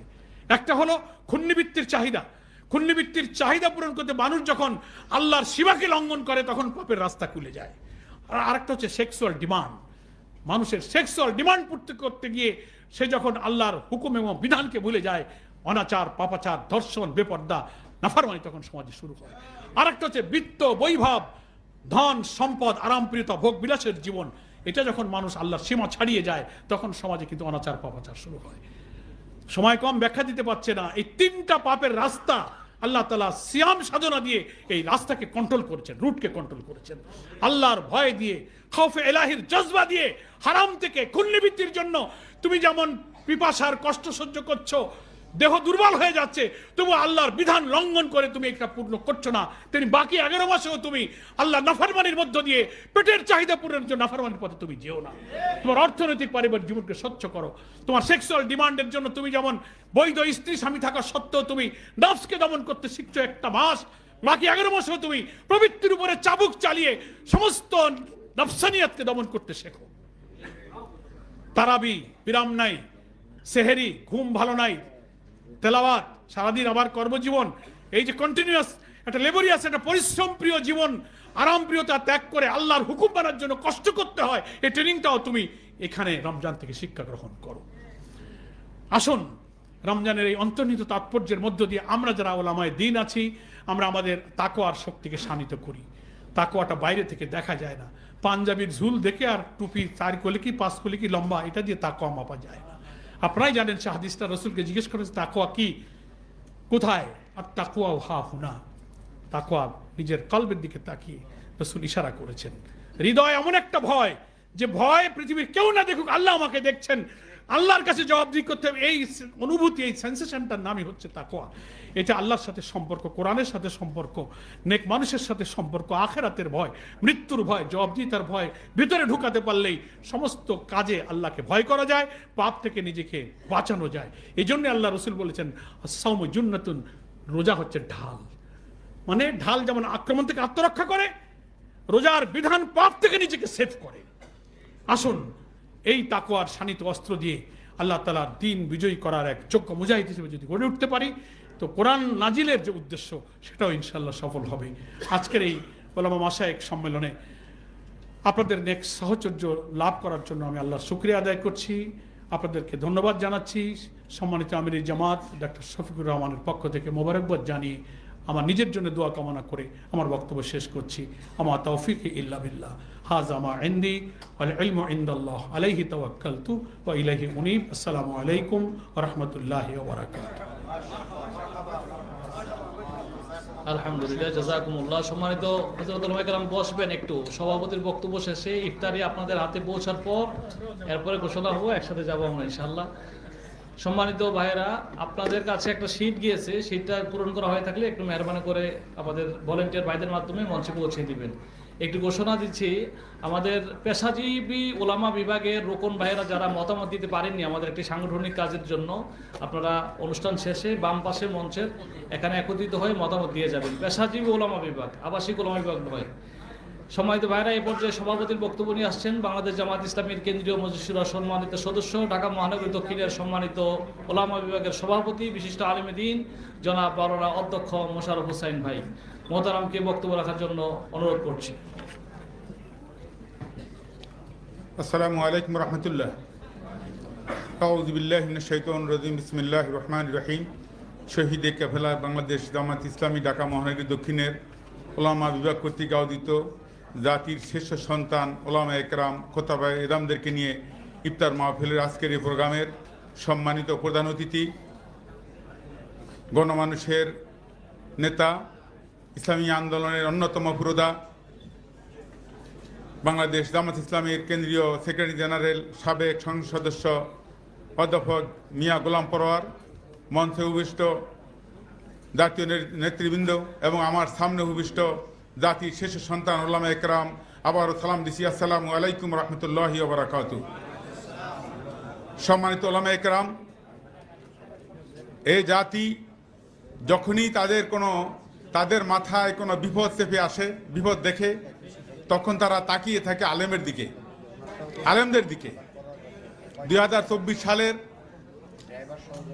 5ই আগস্টের ঐতিহাসিক বিপ্লবের মাধ্যমে, ফ্যাসিস্টের বিদায়ের মাধ্যমে যারা এবং যাদের বেশি ভূমিকা ছিল তা ছিল আলেম সমাজের, যাদের বেশি ত্যাগ ছিল সে ছিল কোরআনে হাফেজদের, যাদের বেশি রক্ত ঝরেছে তারা হলো তলবে এলেম, যারা বেশি নির্যাতনের শিকার হয়েছিলেন তারা হলেন এই ওলামা একরাম।